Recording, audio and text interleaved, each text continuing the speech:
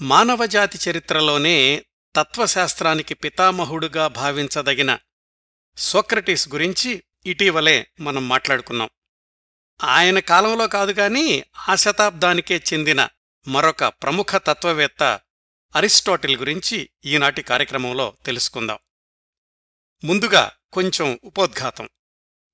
Socrates తనంతట తానుగా ఏమీ గ్రంథస్థం చెయ్యలేదని, ఆయన శిష్యుడైనటువంటి ప్లేటోనే సోక్రటీస్ ప్రతిపాదించిన సిద్ధాంతాలను అక్షరబద్ధం చేశాడని తెలుసుకున్నాం కదా. సోక్రటీస్ వ్యవహార శైలిలోని ఇంకొక ప్రత్యేకత, ఆయన ఒక విద్యాలయం అంటూ ఏమీ స్థాపించలేదు. ఆయన శిష్యుడైనటువంటి ప్లేటో మాత్రం సోక్రటీస్ మరణించిన తర్వాత 12 ఏళ్లకి ప్లేటోస్ అకాడమీ అని ఒక స్కూలు ప్రారంభించాడు ఏథెన్స్లోనే. ఆయన సోక్రటీస్ వద్ద అభ్యసించిన తత్వశాస్త్ర పాఠాలను, తాను సొంతంగా ప్రతిపాదించిన సిద్ధాంతాలను శిష్యులకు నేర్పాడు. ఎవరు? ప్లేటో. ఆ స్కూలు ప్రారంభించిన 20 ఏళ్లకు, అంటే క్రీస్తుపూర్వం 367లో అందులో చేరి అక్కడే 20 సంవత్సరాల పాటు, అంటే క్రీస్తుపూర్వం 347 దాకా చదువుకున్న బహుముఖ ప్రజ్ఞావంతుడే అరిస్టాటిల్. అంటే సోక్రటీస్ శిష్యుడు ప్లేటో అయితే ప్లేటో శిష్యుడు అరిస్టాటిల్, తర్వాత రోజుల్లో అరిస్టాటిల్ శిష్యుడు అలెగ్జాండర్ ది గ్రేట్. ఆ శతాబ్దంలోని మిగతా గ్రీకు తత్వవేత్తలకు అరిస్టాటిల్కి ఉన్న వ్యత్యాసం ఏమిటంటే, అరిస్టాటిల్ తన అధ్యయనాన్ని, బోధనలను కేవలం తత్వశాస్త్రానికే, అంటే ఫిలాసఫీకే పరిమితం చెయ్యలేదు. ఆయన కృషి చేసినన్ని రంగాల్లో ఆనాటి ఏ ఇతర తత్వవేత్త, ఫిలాసఫర్ తొంగిచూడలేదు అనడంలో ఏమాత్రం అతిశయోక్తి లేదు. అందుకే అరిస్టాటిల్ని కేవలం ఫిలాసఫర్ అని మాత్రమే పేర్కొనడం అంత సమంజసం కాదు. అరిస్టాటిల్ ఒక తత్వవేత్త, ఒక భాషాశాస్త్రవేత్త, ఒక విజ్ఞాన శాస్త్రవేత్త, సైంటిస్ట్, ఒక గణిత శాస్త్రవేత్త, మ్యాథమెటీషియన్, ఒక కవి, పొయెట్, ఇంకా ఇంకా చాలా చాలా. అరిస్టాటిల్ స్పృశించని రంగం లేదు అంటే ఆశ్చర్యపడాల్సిన అవసరం లేదండి. ఖగోళశాస్త్రం, భౌతిక శాస్త్రం, జంతుశాస్త్రం, వృక్షశాస్త్రం, తర్కశాస్త్రం, తత్వశాస్త్రం, నీతిశాస్త్రం, రాజనీతి శాస్త్రం, మనస్తత్వశాస్త్రం, ఇంకా అనేక రంగాల్లో ఆయన చేసిన కృషి, ప్రతిపాదించిన సిద్ధాంతాలు, బోధించిన పాఠాలు, నిరూపించిన సత్యాలు గత 2300 సంవత్సరాలుగా ఆయా రంగాల్ని ప్రభావితం చేస్తూనే ఉన్నాయి. ఒక్క మాటలో చెప్పాలంటే Aristotle was the professor of universal knowledge. ఆయన బోధించిన సమాచారంలో కేవలం 3వ వంతు మాత్రమే లభ్యమవుతోంది. ఆ 3వ వంతే దాదాపు 1000 పుస్తకాల రూపంలో ఉంది అని పరిశోధకులు తేల్చి చెప్పారు. ఇలాంటి వాళ్ల గురించి తెలుసుకుంటుంటేనే అనిపిస్తుంది, ఒక మనిషి తన జీవితకాలంలో ఇంత కృషి చేయడం, ఇన్ని రంగాల్ని అధ్యయనం చేయడం, పరిశోధన చేయడం, బోధించడం, గ్రంథస్థం చేయడం సాధ్యమేనా అని. అయితే ఇన్ని శతాబ్దాల తర్వాత కూడా అవన్నీ గ్రంథరూపంలో లభ్యమవుతున్నాయి కాబట్టి అరిస్టాటిల్ లాంటి మహామేధావుల కృషి, జీవితం 100కి 100 పాళ్ళు వాస్తవమే అని నమ్మి తీరాలి. 2300 సంవత్సరాల క్రిందటి అంశాలు కాబట్టి ఇన్ని తరాల ప్రయాణంలో అరిస్టాటిల్ ఒరిజినల్గా ప్రతిపాదించిన సిద్ధాంతాలు అక్కడక్కడా మార్పులకు చేర్పులకు గురయ్యుండొచ్చు. అది సహజమైనటువంటి పరిణామమే. ఈనాటికి కూడా, అంటే 21వ శతాబ్దంలో కూడా అత్యంత ఆధునిక ఆర్టిఫిషియల్ ఇంటెలిజెన్స్ లాంటి సిద్ధాంతాలకు కూడా పునాది అరిస్టాటిల్ ఎప్పుడో ప్రతిపాదించిన తర్కశాస్త్రంలో ఉంది అని సమకాలీన పరిశోధకులు కూడా అంగీకరిస్తున్న సత్యం. అరిస్టాటిల్ ఎప్పుడో ప్రతిపాదించిన అంశాలు ఈ కాలంలో కూడా ఎలా సరిపోతున్నాయి అనడానికి కొన్ని ఉదాహరణలు చూద్దాం. ఈ రోజుల్లో అనేక కార్పొరేట్ సంస్థల్లో బోధిస్తున్న నాయకత్వ పాఠాల్లోని విశ్వసనీయత, విలువలు, ధైర్యం, నిజాయితీ, ఎదుటివారిని అర్థం చేసుకోవడం, సానుభూతి, సహానుభూతి, ఇలాంటి వాటి గురించి అరిస్టాటిల్ వ్రాసిన నికోమాచియన్ ఎథిక్స్ అనే పుస్తకంలో చాలా వివరాలున్నాయి. ఆ పుస్తకంలోని 10 పాఠాల్ని పూర్తిగా చదివితే అర్థం చేసుకుని అన్వయించుకుంటే మోడరన్ లీడర్షిప్ ట్రైనింగ్ పాఠాలకు మూలాలన్నీ కూడా అందులో కనిపిస్తాయి. ఇంకొక ఉదాహరణ రాజకీయ శాస్త్రం, పాలిటిక్స్. అరిస్టాటిల్ ఆ రోజుల్లోనే ప్రతిపాదించిన కొన్ని రాజకీయ పాఠాలు. ప్రజాస్వామ్యం అనేది 2 రకాలుగా ఉండొచ్చు. ఒకటి రాజ్యాంగబద్ధమైనది, రెండోది రాజ్యాంగాన్ని ఖాతరు చెయ్యనిది. రాజ్యాంగబద్ధం అంటే ప్రభుత్వం కొన్ని చట్టాలు, పరిమితులకు లోబడి పరిపాలన కొనసాగిస్తుంది. ఇందులో అల్పసంఖ్యాక వర్గాల హక్కులు రక్షింపబడతాయి. అదే రాజ్యాంగాన్ని లెక్కచేయని ప్రజాస్వామ్యంలో మూకపాలన ఉంటుంది. ఇందులో బలవంతులదే రాజ్యం. ఇలాంటి అనేక రాజకీయ సిద్ధాంతాల గురించి వివరంగా వ్రాశాడు అప్పుడిప్పుడోనే అరిస్టాటిల్.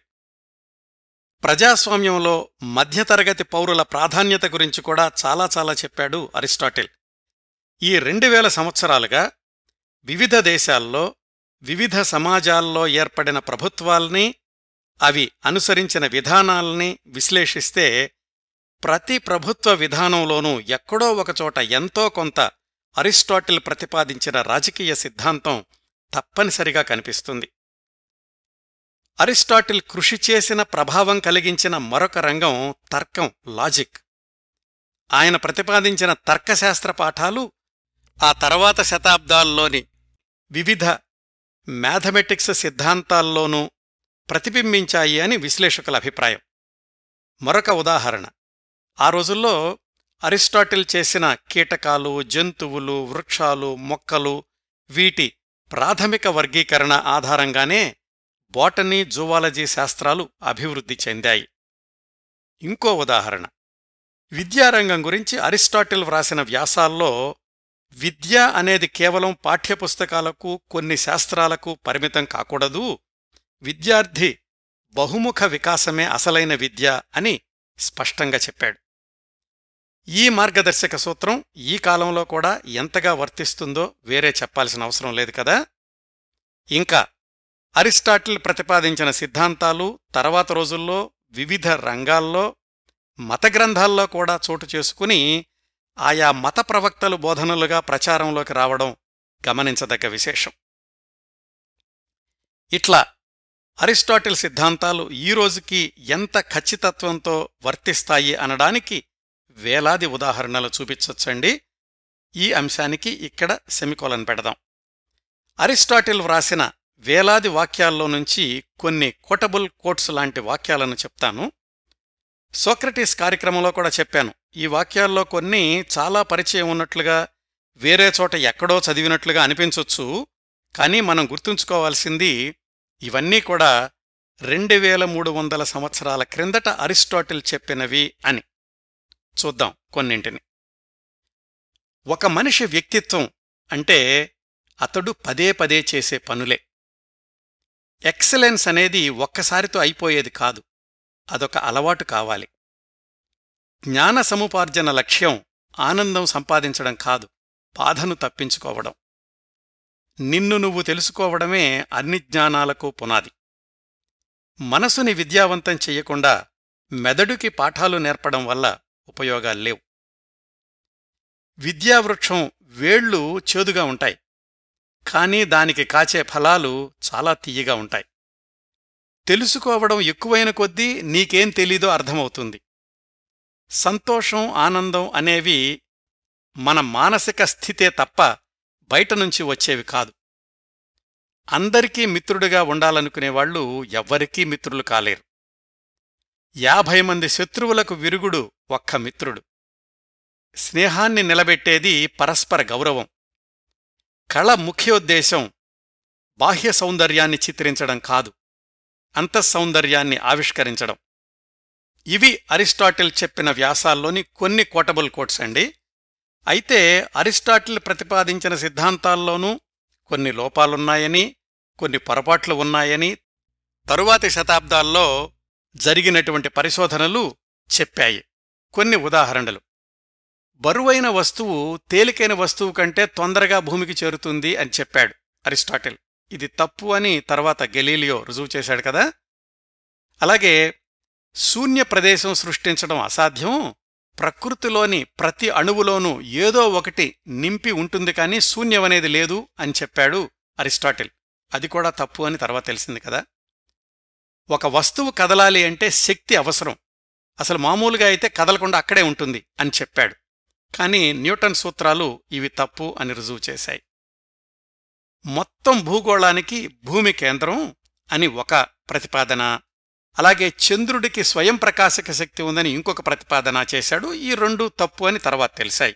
అంటే ఇక్కడ మనం అర్థం చేసుకోవాల్సింది ఏంటంటే 2300 సంవత్సరాల క్రిందట అప్పటికీ ఆయనకున్నటువంటి వనరులతో ఆయన ఆలోచించి చెప్పినటువంటి సిద్ధాంతాల్లో ఇలా కొన్ని చిన్న చిన్న పొరపాట్లు ఉండొచ్చు, కానీ 90% పైగా ఆయన ప్రతిపాదించిన సిద్ధాంతాల మీదనే ఆయా రంగాలు అభివృద్ధి చెందాయి అని ఇప్పటికూడా విశ్లేషకులు, పరిశోధకులు అంగీకరించేటటువంటి వాస్తవం. అరిస్టాటిల్ గురించిన సైద్ధాంతిక ఉపోద్ఘాతం, థియరిటికల్ ఇంట్రడక్షన్ ఇక్కడతో ఆపి ఈనాటి ప్రధానాంశమైన ఆయన జీవిత విశేషాల్లోకి వెళదాం.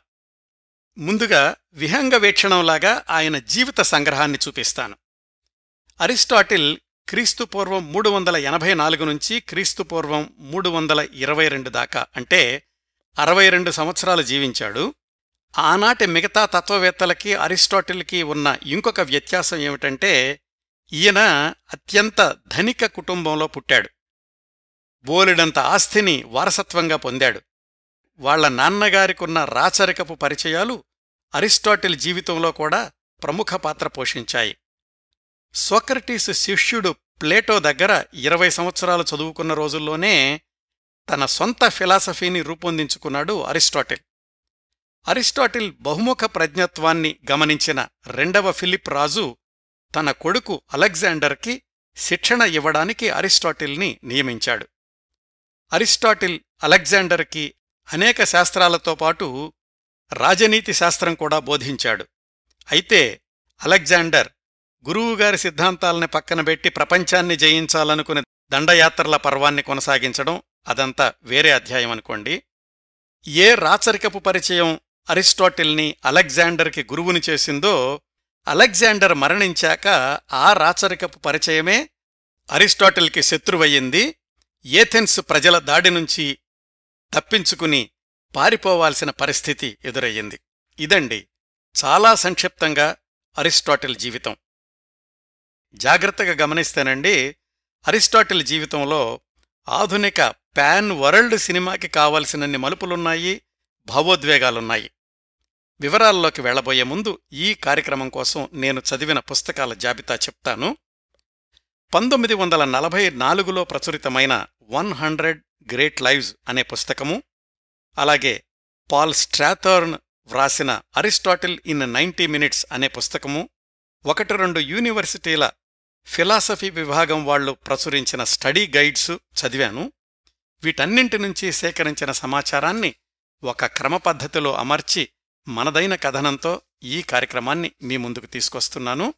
ఒక డిస్క్లైమర్ అండి, ఇది 2300 సంవత్సరాల క్రిందటి చరిత్ర. సహజంగానే ఇన్ని వేల సంవత్సరాల్లో మార్పులకు చేర్పులకు తప్పనిసరిగా గురై ఉంటుంది. నేను చెప్తున్నటువంటి విషయాలు నేను పేర్కొన్న పుస్తకాలు ఆధారంగా అని శ్రోతలు గమనించగలరు. ఇప్పుడు అరిస్టాటిల్ జీవన రేఖల గురించి వివరంగా తెలుసుకుందాం. అరిస్టాటిల్ జన్మించింది క్రీస్తుపూర్వం 384లో గ్రీస్ దేశంలోని స్టాగిరా అనే పట్టణంలో. రాజ్యాలు, రాజులు, రాజరికాలు పెరుగుతున్నటువంటి ఆ రోజుల్లో ప్రతి చిన్న ప్రాంతం ఒక రాజ్యంలాగా ఉండేది. స్టాగిరా అనే పట్టణం మాసిడోనియా రాజ్యం పక్కనే ఉండేది. ఆ ఊళ్ళో ఒక ధనవంతుడైన వైద్యుడు అరిస్టాటిల్ తండ్రి. పేరు నికోమాచ్యూస్. మాసిడోనియా రాజుకి వ్యక్తిగత వైద్యుడు, ఆ కొలువులో రాజవైద్యుడు కూడా ఆయన. ఈ పరిచయం కూడా తర్వాత రోజుల్లో అరిస్టాటిల్ అలెగ్జాండర్కి గురువు కావడంలో కీలకమైన పాత్ర పోషించింది. ఎందుకంటే అరిస్టాటిల్ తండ్రి పనిచేసిన రాజుగారి మనవడే అలెగ్జాండర్, తర్వాత ది గ్రేట్. అరిస్టాటిల్కి ఒక అక్క కూడా ఉండేది. అరిస్టాటిల్ నాన్నగారు వాళ్ళుండే స్టాగిరా పట్టణంలోనూ గ్రీస్ దేశంలోని ఇతర ప్రాంతాల్లోనూ పొలాలు, ఇళ్ళు ఇట్లా బాగా ఆస్తులు కూడబెట్టాడు. బాగా ఉన్నత కుటుంబంలో పుట్టడంతో అరిస్టాటిల్ చిన్నప్పట్నుంచే విలాసవంతమైన జీవితానికి అలవాటు పడ్డాడు. ఆ రోజుల్లో రకరకాల దుస్తులు ధరించడంలో అందరి దృష్టిలో పడ్డాడు అరిస్టాటిల్. చిన్నతనంలోనే నాన్నగారి దగ్గర్నుంచి సైన్సు పాఠాలు, మెడిసిన్ పాఠాలు నేర్చుకున్నాడు. ఆయనకు 13 సంవత్సరాల వయసుండగా అమ్మానాన్నలు చనిపోయారు. అప్పటికే అక్కయ్యకు పెళ్ళైపోయింది. బోలెడంత సంపదకు ఒక్కడే వారసుడు. అతని వయసేమో కేవలం 13 సంవత్సరాలు. ఒక్కణ్ణే వదిలేయడం మంచిది కాదు కాబట్టి వాళ్ల బావ అరిస్టాటిల్కి గార్డియన్గా ఉన్నాడు. స్టాగిరా నుంచి అరిస్టాటిల్ని తన ఊరికి తీసుకెళ్లాడు వాళ్ల బావ. ఆ తర్వాత 4 ఏళ్లపాటు అక్కడే చదువుకున్నాడు. చదువుకుంటూ అవకాశం వచ్చినప్పుడల్లా చుట్టుపక్కల రాజ్యాలన్నీ కూడా పర్యటించి వస్తుండేవాడు. డబ్బులకి కొదవలేదు కదా, అందుకని. మిగతా తత్వవేత్తలకు అరిస్టాటిల్కి ఉన్న ప్రధానమైనటువంటి వ్యత్యాసం, అరిస్టాటిల్కి చిన్నప్పటినుంచి కూడా ఏమాత్రం పేదరికం అనేది తెలీదు. తమ ఇంటి దగ్గరుండి చదువుకోవడం కంటే ఎక్కడైనా క్రమశిక్షణ గల స్కూల్లో చేర్పిస్తే బావుంటుందనుకున్నాడు అరిస్టాటిల్ బావ.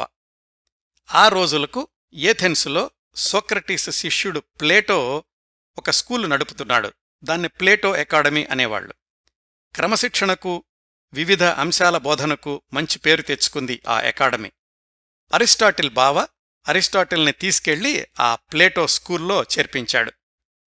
అప్పుడు అరిస్టాటిల్ వయసు 17 సంవత్సరాలు, క్రీస్తుపూర్వం 367లో.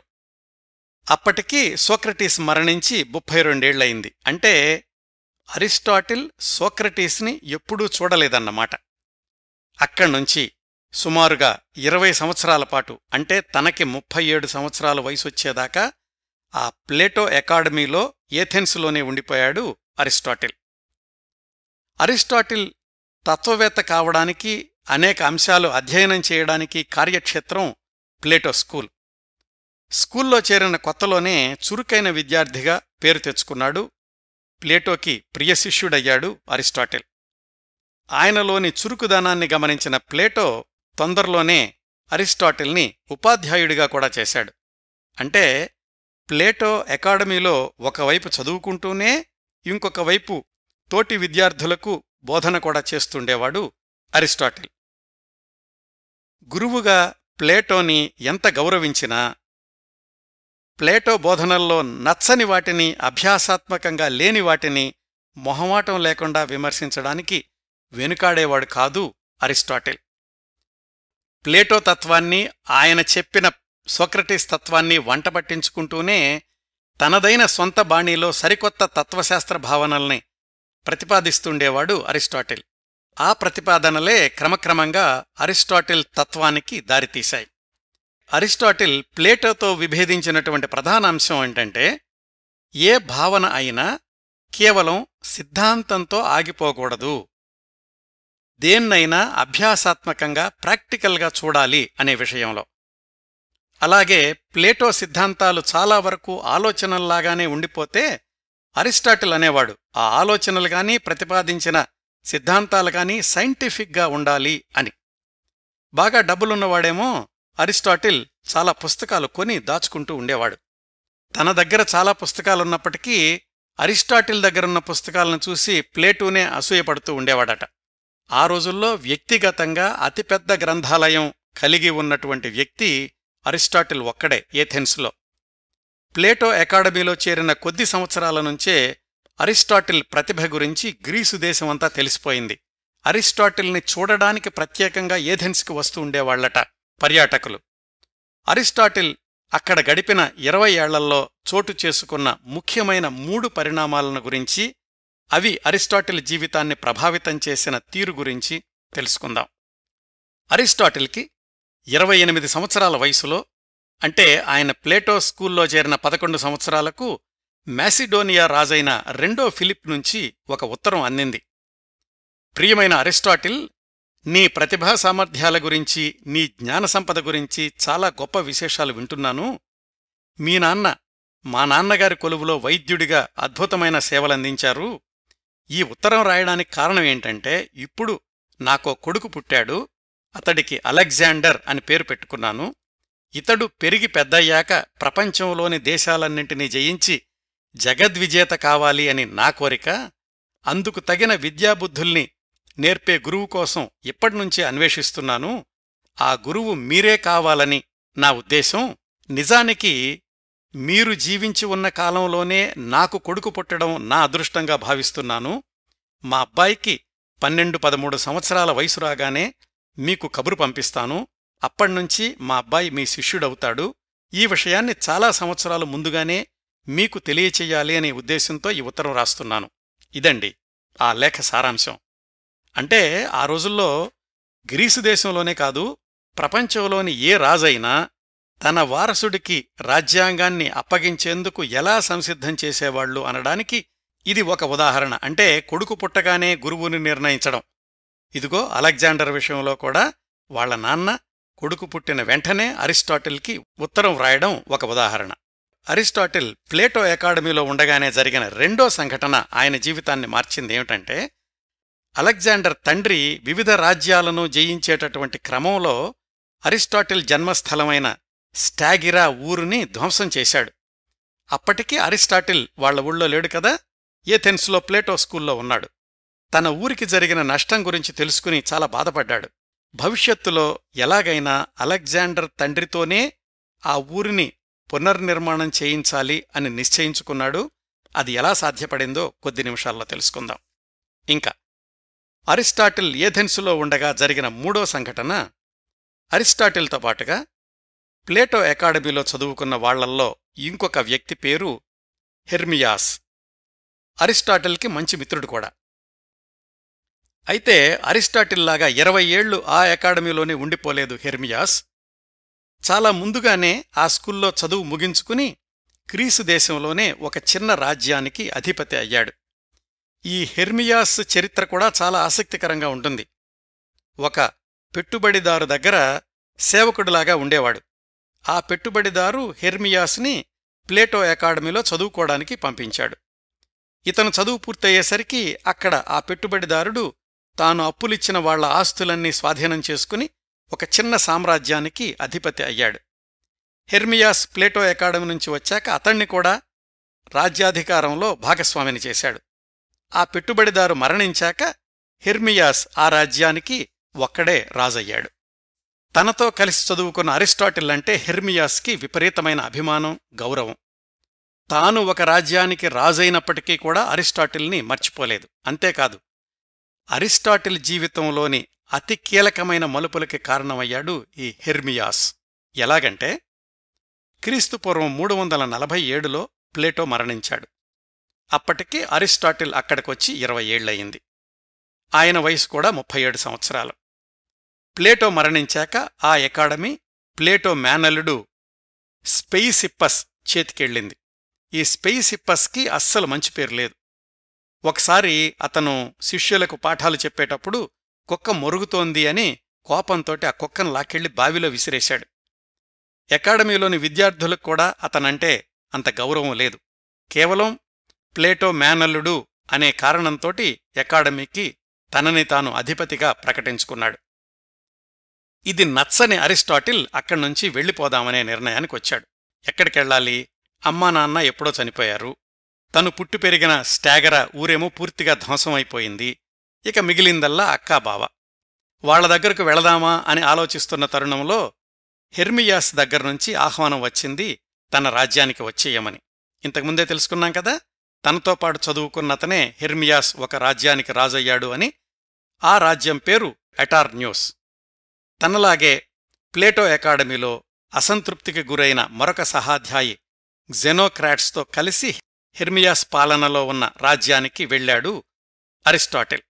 తన రాజ్యాన్ని గ్రీకు సంస్కృతికి కేంద్రంగా అభివృద్ధి చెయ్యాలి అని హెర్మియాస్ ఆలోచన.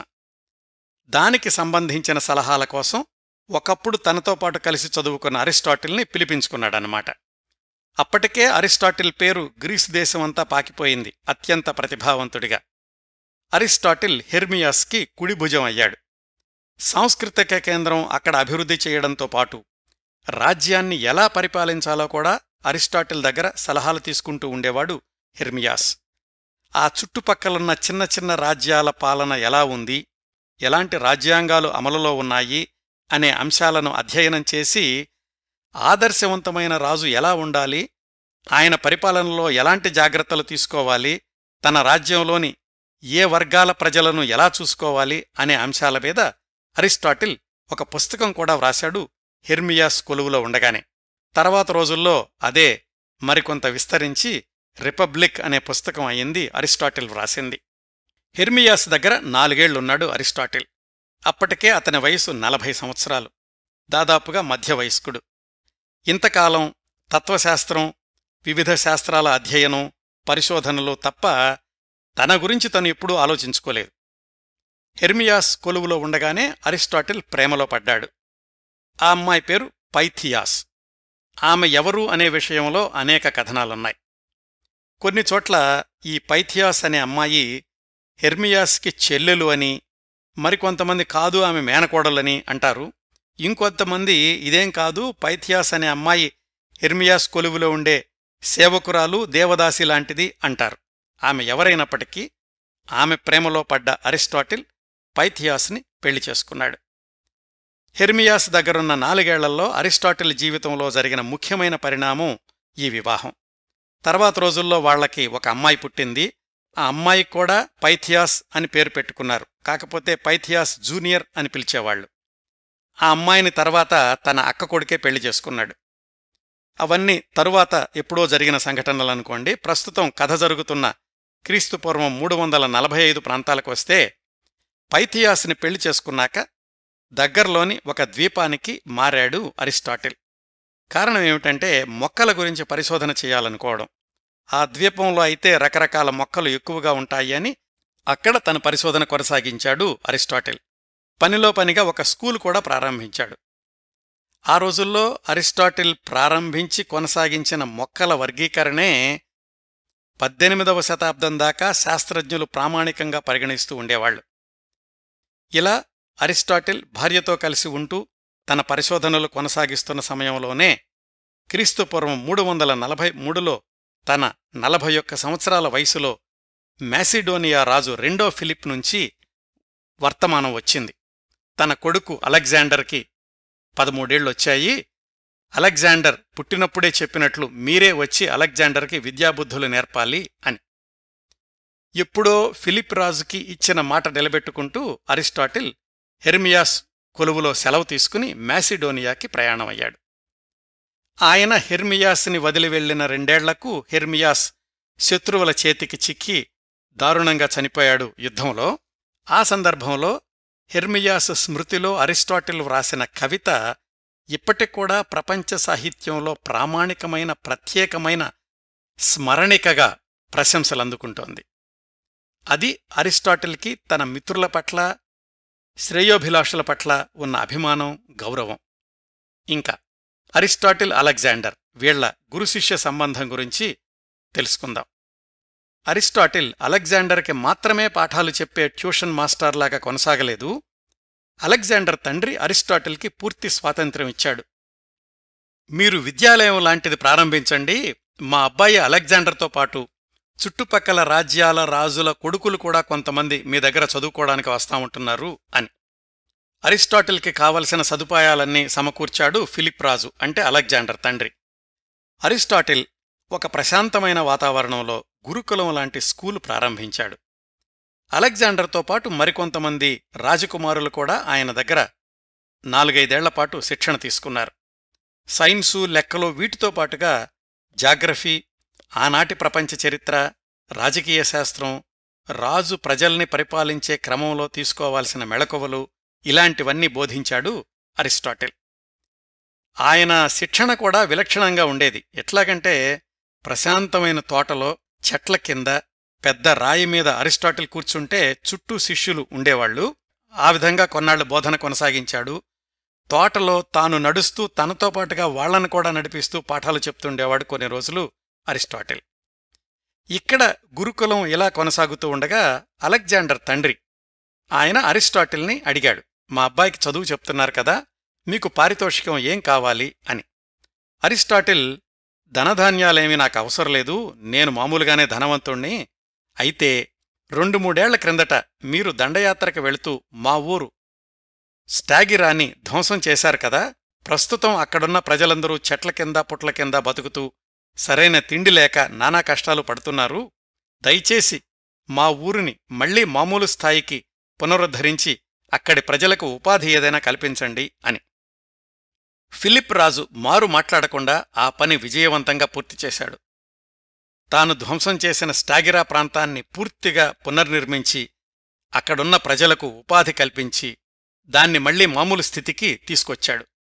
అదంతా అరిస్టాటిల్ మీద ఉన్న గౌరవంతోనన్నమాట. అరిస్టాటిల్కి తన సొంత ఊరు మీదన్న ప్రేమతో. ఇంకా అలెగ్జాండర్ శిక్షణ విషయానికొస్తే, అలెగ్జాండర్కి అరిస్టాటిల్ అంటే గురువుగా అత్యంత గౌరవం అభిమానం ఉన్నప్పటికీ తన సొంత భావాలకు మాత్రం రాజీ పడేవాడు కాదు. ఒకసారి అరిస్టాటిల్ తన శిష్యుల్ని అడిగాడు, మీరందరూ తొందరలోనే మీ మీ రాజ్యాలకు రాజులవుతున్నారు కదా, మరి పరిపాలనలో సమస్యలేమైనా వచ్చినప్పుడు ఎలా పరిష్కరించుకుంటారు అని. చాలామంది చెప్పారు, అవసరమైనప్పుడు మీ సలహాలు తీసుకుంటాము, మా పరిపాలన సవ్యంగా సాగాలంటే మీలాంటి వాళ్ల సలహాలు మాకెప్పుడూ ఉండాలి అని. అలెగ్జాండర్ మాత్రం భిన్నమైన సమాధానం ఇచ్చాడు. పరిపాలనలో వచ్చే సమస్యలు అంటే ఇప్పుడు చెప్పలేను, అలాంటి ప్రశ్నకు సామాన్యమైన సమాధానం జనరల్ ఆన్సర్ అనేది ఉండదు, వచ్చే సమస్యను బట్టి అప్పటి పరిస్థితులను అనుసరించి నిర్ణయం తీసుకోవాల్సొస్తుంది, పరిష్కారం ఆలోచించాల్సి ఉంటుంది అప్పుడు అని. అలా అలెగ్జాండర్ నిలబెట్టుకున్న స్వతంత్ర వ్యక్తిత్వమే ప్రపంచ దేశాలన్నింటి మీద దండెత్తే ధైర్యాన్నిచ్చింది అతనికి. అయితే అరిస్టాటిల్ మీద గౌరవం మాత్రం జీవితాంతం కొనసాగించాడు అలెగ్జాండర్. రచయిత హోమర్ వ్రాసిన ఇలియాడ్ అనే గ్రంథాన్ని అలెగ్జాండర్కి బహుమతిగా ఇచ్చాడు అరిస్టాటిల్. ఆ ఇలియాడ్ అనే వీరగాథా పుస్తకాన్ని ఎప్పుడూ తనతో ఉంచుకునేవాడు అలెగ్జాండర్. వివిధ దేశాల మీద దండయాత్రలు కొనసాగించిన రోజుల్లో కూడా తరచూ అరిస్టాటిల్ ఇచ్చిన ఆ పుస్తకాన్ని చదువుతూ దాన్ని తన దిండు కిందే పెట్టుకునేవాడట. తండ్రి మరణానంతరం అలెగ్జాండర్ రాజ్యాధికారం చేపట్టాల్సొచ్చింది. ఇంకా అరిస్టాటిల్ మ్యాసిడోనియాలోని ఆ విద్యాలయాన్ని మూసేసి తన ఊరు స్టాగిరాకి వెళ్లి అక్కడ 5 ఏళ్లున్నాడు. అక్కడ కూడా ఒక స్కూలు ప్రారంభించి పాఠాలు చెప్తుండేవాడు. ఆ రోజుల్లో ఇటువైపు అలెగ్జాండర్ ప్రపంచ దండయాత్ర ప్రారంభించాడు.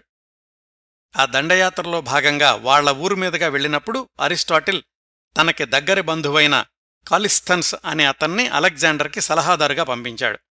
అరిస్టాటిల్ మీదున్న గౌరవంతోటి కాలిస్థన్స్ని తనతో పాటు తీసుకెళ్లాడు అలెగ్జాండర్. అయితే ఆ కాలిస్థన్స్ అనే అతను కాస్త వాగుడుకాయ, అనవసరంగా ఎక్కువగా మాట్లాడుతుండేవాడు. అలెగ్జాండర్ ఒక రాజ్యాన్ని జయించి మరో రాజ్యానికి వెళ్లే పనిలో ఉండగా అతన్ని పదే పదే విమర్శించడం, ప్రతి అడుగులో ఏదో తప్పుందని చెప్పడం, ఇలా చేస్తుండేవాడు కాలిస్థన్స్. ఇది భరించలేక అలెగ్జాండర్ ఒక బోనులో అతన్ని బంధించి తనతో పాటు తీసుకెళ్లాడు అలెగ్జాండర్.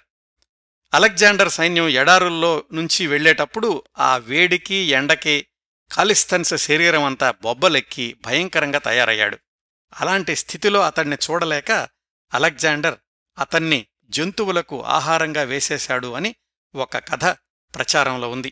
ఇదంతా తెలిసింది అరిస్టాటిల్కి. తాను పంపించిన తన బంధువుని అలెగ్జాండర్ ఇలా చేశాడు అని కాస్త బాధపడ్డాడు. కాని అప్పటికీ ఇంకా తనకి అలెగ్జాండర్ తోటి మాట్లాడే అవకాశం లేదు కాబట్టి ఏమీ చేయలేకపోయాడు. అలెగ్జాండర్ భారతదేశం మీదకి దండయాత్రకి వెళుతున్న సమయంలో అరిస్టాటిల్ తన ఊరు నుంచి ఏథెన్స్కి మకాం మార్చాడు. ఎందుకంటే తాను ఇంతకు ముందు చదువుకున్న ప్లేటో అకాడమీని చూసుకుంటున్న స్పెయిసెప్సస్ అనే అతను మరణించాడు. ఆ అకాడమీని తాను తీసుకోవడానికి వీలవుతుందేమోనని ప్రయత్నించాడు అరిస్టాటిల్. అయితే అది తన మరొక స్నేహితుడైన జెనోక్రాట్స్ చేతికెళ్ళింది.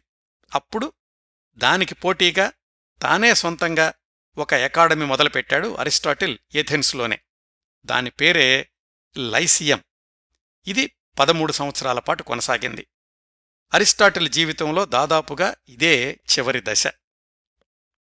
ఇప్పుడు మనకు లభ్యమవుతున్న అరిస్టాటిల్ పుస్తకాలన్నీ ఈ చివరి దశలో ఆయన లైసియంలో బోధించినటువంటి పాఠాల సారాంశమే. మొదట్లో మనం చెప్పుకున్న వివిధ శాస్త్రాల అధ్యయనం, పరిశోధనలు ఇలాంటివన్నీ కూడా ఎక్కువగా కొనసాగింది ఈ లైసియం రోజుల్లోనే. అలెగ్జాండర్ కూడా తాను వివిధ దేశాల్ని జయించినప్పుడు ఆయా దేశాల్లోని వివిధ జాతుల మొక్కలు, జంతువులు మొదలైన వాటిని అరిస్టాటిల్ అకాడమీకి అంటే లైసియంకి పంపిస్తూ ఉండేవాడు, అరిస్టాటిల్ పరిశోధనలకు సహాయం చేసేందుకు. కొంచెం అతిశయోక్తిగా ఉంటుందేమో కానీ మ్యాసిడోనియాలో 1000 మంది బృందాన్ని అరిస్టాటిల్కి ఎప్పుడు ఏ అవసరం వచ్చినా సహాయం చేయడానికని అలెగ్జాండర్ సిద్ధంగా ఉంచాడట. అలాగే అలెగ్జాండర్ అరిస్టాటిల్ బోధించిన జాగ్రఫీ పాఠాల్లోని దేశాలన్నింటినీ జయించాడు, ఒక్క చైనా తప్ప. ఎందుకంటే ఆ రోజుల్లో చాలామందికి చైనా దేశం ఉనికి గురించి తెలీదు. అరిస్టాటిల్ కూడా అలెగ్జాండర్కి చెప్పిన పాఠాల్లో చైనా ప్రసక్తి లేదట. ఇంకా దండయాత్రల్లో తలమునకలై ఉన్నప్పటికీ అలెగ్జాండర్ నుంచి సంపూర్ణ మద్దతు లభిస్తూ ఉండేది అరిస్టాటిల్కి చిట్టచివరిదాకా.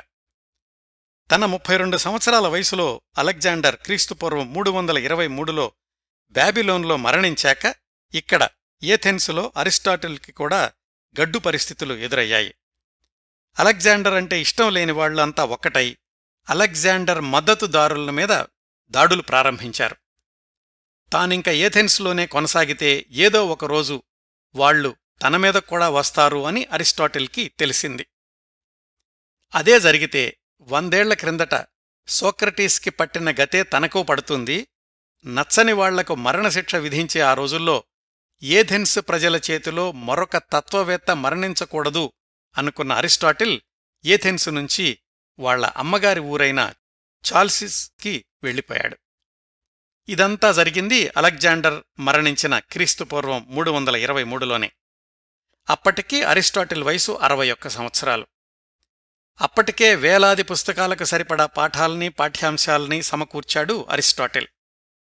చాల్సిస్కి వెళ్ళాక చివరి సంవత్సరమో 10-11 నెలలో పూర్తిగా అజ్ఞాతవాసంలోనే ఏథెన్స్ ఉద్యమకారులకు దొరక్కుండా జీవించాడు అరిస్టాటిల్. అక్కడ అజ్ఞాతంలో ఉండగానే క్రీస్తుపూర్వం 322లో తన 62 సంవత్సరాల వయసులో చాల్సిస్లోనే అనారోగ్యంతో మరణించాడు అని ఎక్కువ కథనాలు చెప్తున్నాయి. కొన్ని కథనాలు మాత్రం లేదు, ఆయన శత్రువులకు దొరక్కూడదు అని అరిస్టాటిలే ఆత్మహత్య చేసుకున్నాడు అని ప్రచారంలో ఉన్నాయి. ఏదేమైనా అరిస్టాటిల్ మరణంతోటి ఆయన జీవితం పరిసమాప్తమైంది. కానీ ఆయన ప్రతిపాదించిన, బోధించిన, పరిశోధించిన, ఆవిష్కరించిన అనేక శాస్త్రాలు, సిద్ధాంతాలు మాత్రం మానవజాతి చరిత్రలోనే అత్యద్భుతమైన అధ్యాయానికి పునాదులు వేశాయి, నాందీవాచకం పలికాయి. చిట్టచివరగా అరిస్టాటిల్ గురించి ఒక్క మాటలో చెప్పాలంటే అరిస్టాటిల్ జీవితం మానవజాతి పరిణామక్రమంలోనే ఒక మహోదయం.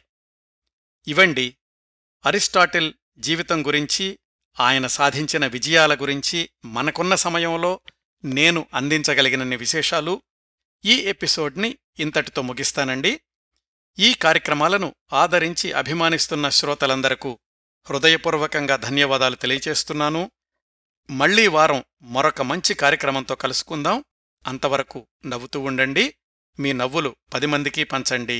ప్రస్తుతానికి మీ వద్ద సెలవు తీసుకుంటోంది సదా మీ ఆదరాభిమానాలను కోరుకునే మీ కిరణ్ ప్రభ.